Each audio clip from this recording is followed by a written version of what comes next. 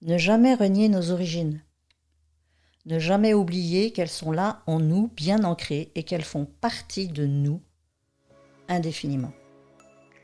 On peut changer de pays, on peut changer de maison, on peut changer de famille. Jamais on ne pourra se détacher de ce qui est fondamentalement en nous, ancré depuis notre naissance. On pourrait le renier, on pourrait l'oublier, on pourrait le cacher, l'entasser quelque part et mettre des nouveautés par-dessus. Mais dans nos cellules, c'est toujours partie intégrante. Alors pourquoi je vous dis ça ?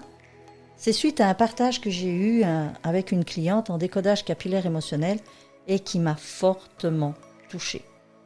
Je vous en parle dans cet épisode. À tout de suite. Le cheveu fil de l'âme, le podcast qui révèle le lien invisible entre ta chevelure et ton histoire intérieure. Ici, la coiffure sort du paraître pour toucher l'être. Je suis Marie-France, coiffeuse depuis plus de 40 ans, aujourd'hui engagée dans une approche thérapeutique et émotionnelle du cheveu. Chaque épisode est une invitation à écouter ce que tes cheveux ont à dire de toi. Que tu sois coiffeuse, thérapeute ou femme en chemin, je t'emmène explorer les racines émotionnelles qui tissent ta chevelure et ton identité. Témoignages, réflexions, élan du cœur, bienvenue dans un espace de libération, de reconnexion et de transformation. Et si toi aussi tu ressens l'élan de raconter ton histoire, je t'invite à rejoindre l'aventure. C'est une personne qui vient me voir. Alors, comment vous dire ? D'emblée, je vous explique quand même une chose, c'est que chaque personne qui vient me voir au salon, automatiquement, c'est prendre l'ensemble de la personne. C'est-à-dire, lorsque je l'accueille dans sa globalité. Alors, je la scanne entre guillemets, je ne sais pas si on peut dire un terme pareil, mais quand je la vois rentrer dans mon salon, je fais quand même une vision d'ensemble. Alors, mes yeux, par des formations professionnelles, vont se fixer sur les cheveux et la coiffure, mais en fait, non, je regarde l'ensemble. La manière dont la personne rentre dans le salon, sa démarche, son visage, son expression, sa tenue, tout en elle donne de l'information. Et donc là, il se fait que quand je vois cette personne, après, le ressenti que j'ai, je ne dis pas que c'était juste, c'était le mien, de nouveau. Peut-être parce que ça venait toucher quelque chose en moi. Évidemment, je sais quoi, mais bon, voilà. Il y a quand même déjà cette première appréciation. Sans jugement, hein. Mais pour moi, j'accueille cette femme qui est grande, imposante dans le sens où elle dégageait quelque chose de waouh, de fort, de puissant, de je suis là, je me pose, je me présente à toi, mais bouf, voilà, il y avait une présence, vraiment. Elle s'installe, on commence le décodage, et puis il se passe des choses qui font que dans ce que je dis, c'est là où parfois je me rends compte qu'il y a un moment où je peux me sentir un peu, alors je ne veux pas dire bloquée, mais cette prestance que cette personne avait, je pense, m'avait intimidée. Vraiment. Et donc, voilà, je commence avec le décodage, et puis, à un moment, elle me fait comprendre. Elle ne me fait pas comprendre, elle me le dit ouvertement. Il y a des choses que je lui exprime et tout, mais il n'y a aucune répercussion. Il y a même un côté où elle dit « Ouais, mais ces phrases bateau-là, je les connais, je les ai déjà entendues, c'est bon. » Là, moi, je me sens un peu choquée, puis je me dis « Wow !» Alors, ça déstabilise. Il fut un temps où je crois que je serais partie en courant. Et là, d'un coup, c'est pouf, une claque. Ok. Et je me réajuste, direct. Et là, je me dis, vas-y Marie, vas-y avec tes tripes. Ne te laisse pas impressionner. Et c'est pas ce que la femme cherchait à faire, hein, c'est sûr. C'est moi qui me suis mise cette pression, en fait. En la voyant, j'ai... Wow.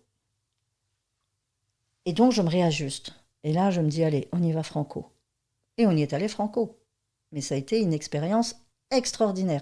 C'est ça que j'adore, je vous dis, on peut vivre des situations, mais tellement différentes. Parce que, voilà, j'ai regardé l'apparence de cette personne, mais en fait, après, en discutant, il y a encore d'autres choses qui sont venues, évidemment. Et il y a parfois un petit temps d'adaptation. Là, c'est comme ça en tout cas que ça s'est passé. Il a fallu un petit temps d'adaptation. Et de nouveau, je vous dis, ça a été une séance hyper riche. Ce qui en est ressorti fortement, en fait. Cette personne n'était pas en contradiction, mais elle était guidée, menée, influencée par son éducation et ses origines. En fait, ici, elle vivait une situation, je veux dire, voilà, des plus classiques, un travail, mais un travail où elle a été... elle était en burn-out. Son besoin était de retravailler très vite. Elle disait qu'elle trouvait elle était restée assez longtemps comme ça à ne rien faire. En parallèle, son corps lui disait stop. Elle savait qu'elle allait remettre les pieds dans un milieu qui était assez destructeur pour elle. Mais elle avait cette éducation, ces origines où on n'est pas là surtout pour rien faire. On doit travailler dans le sens où c'est pas je travaille pour travailler, c'est pour participer au fonctionnement de la société. Donc ça part d'un très bon principe. Et il y a ce côté, alors j'ai envie de dire rigide et froid, mais voilà. On va dire que ce qui se passe, c'est que c'est aussi une personne qui venait d'un pays où à un moment c'était dictatorial. Donc ce côté rigide et froid, effectivement, on pouvait le ressentir. Alors c'est pas qu'elle était rigide et froide, c'est que au fond d'elle, malgré tout, il y avait ce côté naturel de cette éducation, de ce côté où on a été élevé avec cette façon de penser. Donc il n'y a aucun jugement à y apporter et le but n'est pas d'aller casser cette éducation ou ce jugement, sûrement pas. C'est qu'à un moment donné, ça fait partie intime de cette personne. Et donc, c'est apprendre à avancer avec ça, tout en étant peut-être, en tout cas, moins dur et moins rigide avec soi.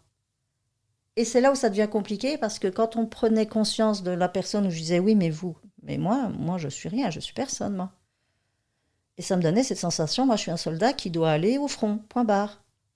Parce que c'est comme ça. Et ce n'est pas se considérer, nous, en tant qu'êtres humains.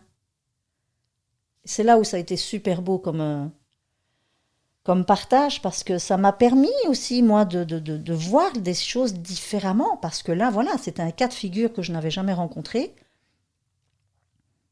Et que ces origines-là étant quand même assez strictes, dures, sévères, pour la personne, ici, la manière dont ça se passe n'avait strictement rien à voir avec la manière dont elle a été éduquée.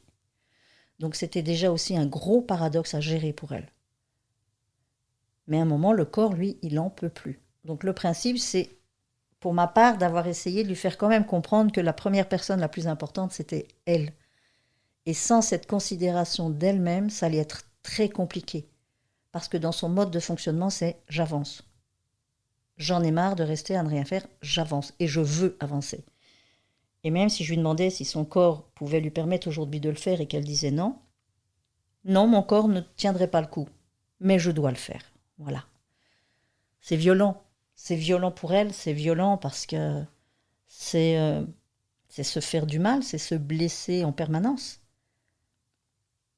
Mais en ayant pu déposer tout ça, ce qu'il en est ressorti, c'est comme elle m'a dit, je ne dis pas que j'ai trouvé la solution, mais elle dit ça m'a fait du bien. Donc pour moi, c'était déjà une bonne chose. Ça lui a fait du bien d'avoir pu déposer, d'avoir pu exprimer. Et il y a un peu ce principe qui fait que quand vous allez venir et exprimer les choses, le fait de les verbaliser, vous allez en prendre une conscience différente que de simplement les répéter dans votre esprit.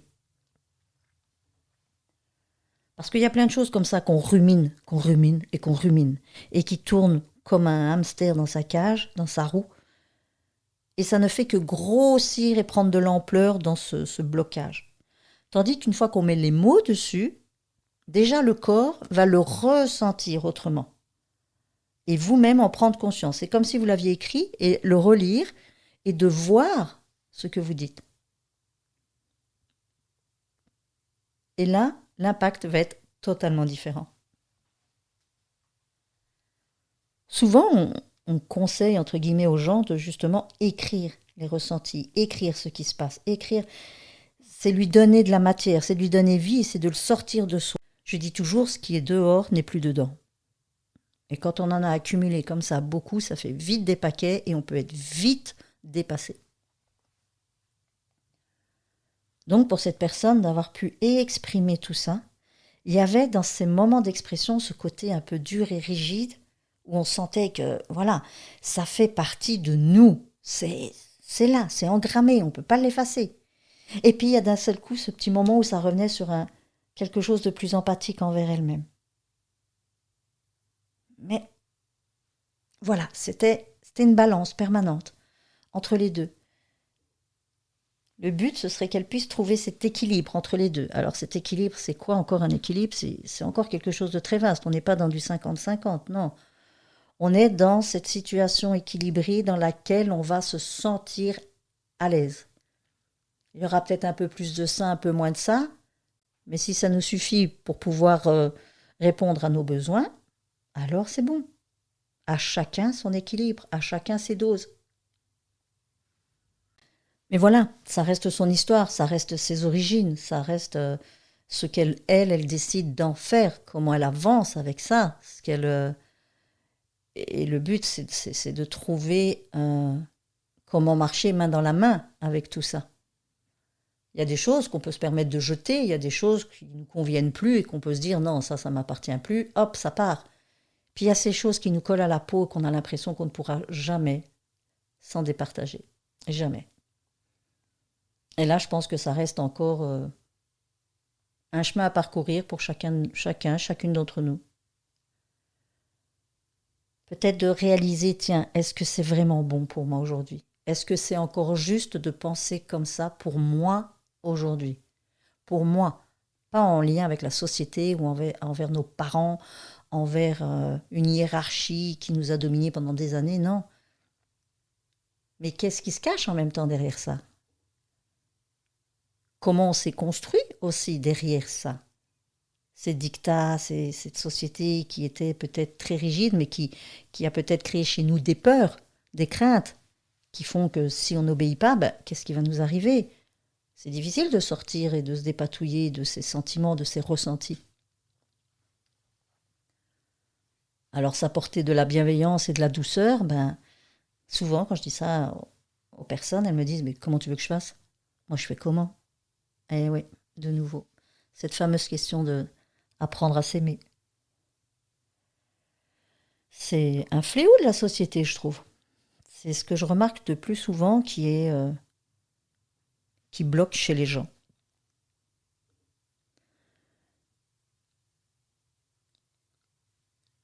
Et vous voyez, c'est dans ce genre de situation où moi, je continue de percevoir des choses différemment, de prendre conscience aussi de ce qui se passe autour de soi, qu'on vit tous des choses mais tellement différentes, même si on vit au même endroit, même si on vit la même situation, elle va être vécue de manière différente à chacune par rapport à son bagage émotionnel.